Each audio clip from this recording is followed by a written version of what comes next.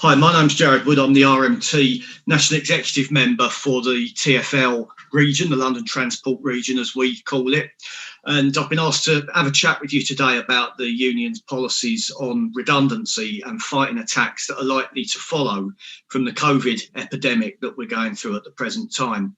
The economic effects of COVID are going to be absolutely profound. A recent study by the European Union found that more than half of companies in Europe could go bust by the end of this year because of COVID without government support. And that's why you're seeing things like the furlough scheme and even Tory governments like our own, who've always talked about the need to avoid public spending and to make cuts, actually spending billions of pounds to try and avert a disastrous collapse in the economy at this time. But there is still a hell of a lot more that they could do. The idea that we're coming up against some sort of limit to what the state can do is completely false. Even within the terms of a capitalist economy, if you look at the amount of money that was spent during the Second World War, for example, the government borrowing in Britain rose to about 200%. They're forecasting at the moment that because of COVID, it could go up to about 120%. So the idea that the British government could be bankrupt and that we just cannot borrow any more or raise any more money is completely false. They can, and if necessary, they will. But of course, what we've seen is that what the governments like to do is, instead of using public money to bail out workers and working class jobs and communities, they like to use it to bail themselves out.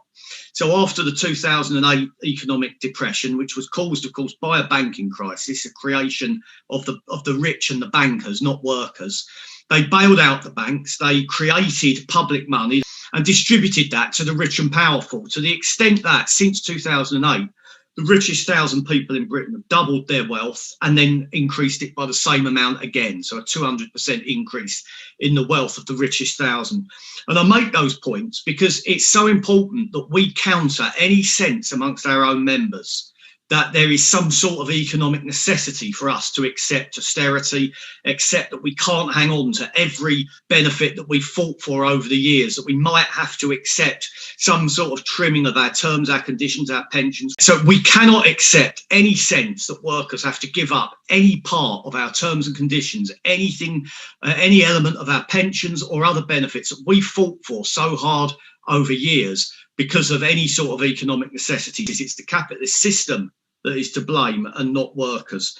So we have a task to get that message out to all of our members, and you'll be seeing propaganda coming out from the National Union, from the region, but it is really important that activists and reps on a shop floor level speak to members, engage with members and get that message over, because management will be doing it from the other point of view. They'll be getting at our members, telling them to get ready to accept cuts, accept attacks, and we've got to make sure that our members know that we're going to fight all of that. Now, some of the things that the union's done to try and build that mood, not just in London Transport region, but right across our union, is to adopt a policy on redundancies. And what that policy says is that RMT refuses to accept any job losses at all. We refuse to counterpose terms and conditions to redundancies. We want to keep all of our T's and C's, and we want to keep the jobs as well. And that's a really important starting point for us. When an employer comes to us and says, I want to make 50 redundancies, we need to say to them, no, we don't accept that, and we're going to fight that. Part of that is building the confidence of the members, as I've already referred to, but also part of it is looking at what sort of action and what sort of campaigns we run. It probably will be true that some small employers around the country will be technically bankrupt, but they won't have work. And we need to respond to that, not by saying, oh, well, the poor old employer can't afford to keep the jobs at the moment. We have to say, well, what is necessary to ensure that that employer can keep those jobs going and will keep those jobs going. And of course, the whole rail industry in reality is funded by the state. The rail industry, with the amount of investment it requires to run, it can't run at a profit, it can't run at break even.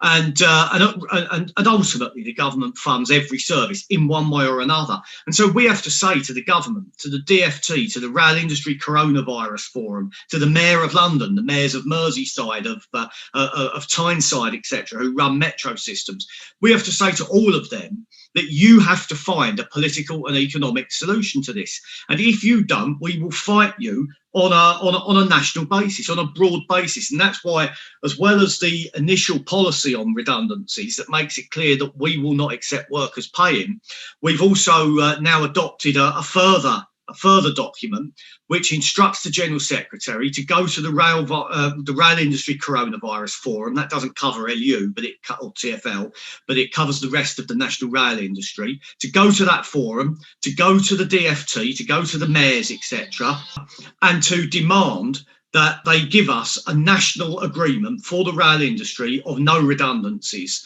Some we have it. On TfL, we have the Jobs for Life agreement, as it's colloquially called, but it's a no redundancy agreement. But in other areas, we don't have that. And we need to demand that. And then we need to try and line up disputes to win that demand. Some of the demands that are included in our policy are that government should not be subsidising any private company that's making redundancies or cutting members' terms and conditions. Where a company says that they absolutely can't afford to maintain terms and conditions, then they should be nationalised. And that should be done not on an ad hoc basis or under the diktat of the DFT, Department for Transport, but that should be done as part of a democratically controlled and agreed plan for public transport, which should incorporate all elements of public transport. And of course, RMT represents members not only in the rail industry, but on buses as well, and some taxi drivers and people right across the transport industry. Is that possible? Some people might say, well, that seems a bit far-fetched. Actually, I don't believe it is. I think that the fact that the government already has been forced to put so much money into subsidising industry and public services during the coronavirus pandemic shows that they can't just be seen to be allowing things to collapse. Other businesses that wealthy people rely on for their profits and dividends, they in turn rely on public services like public transport. And we've seen just recently a couple of small but significant victories. Sodexo in our own region have backed off of compulsory redundancies, partly because of the pressure we put on TfL, who have, I believe, have put pressure on Sodexo to back away at this time, as well as the threat of action within Sodexo itself. So we've seen that we have had some successes in forcing cross subsidies, if you like, subsidies from the DFT via the TOCs or via TfL or whatever to prevent redundancies at this time. And that should give us the confidence to go to the industry on a national level and say we will not accept any attacks on our members.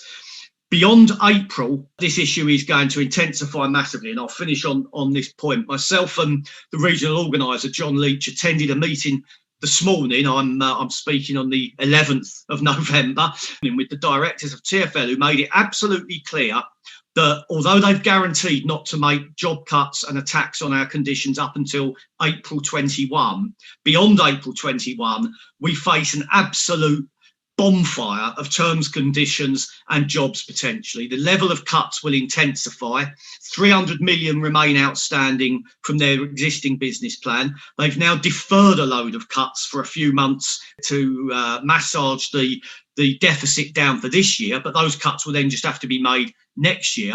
And on top of that, they've acknowledged this morning that all of those cuts will not get them to a point where they can operate without government subsidy from April 23, which is what they've promised to do. So a whole new wave of cuts will come forwards in order to try and get back to self-funding. We will not accept that. We will not accept London Underground being the only metro system of its type in the world to operate without a subsidy and our members paying for that. And you need to get out there and speak to your members, your activists, your friends, make sure that that is the mood that prevails amongst our members. So as we're in a position in the new year to take decisive action against these cuts, force the employer back and show our members and the whole of the labour movement, as a matter of fact, that we can fight these things and we can defend our jobs and conditions.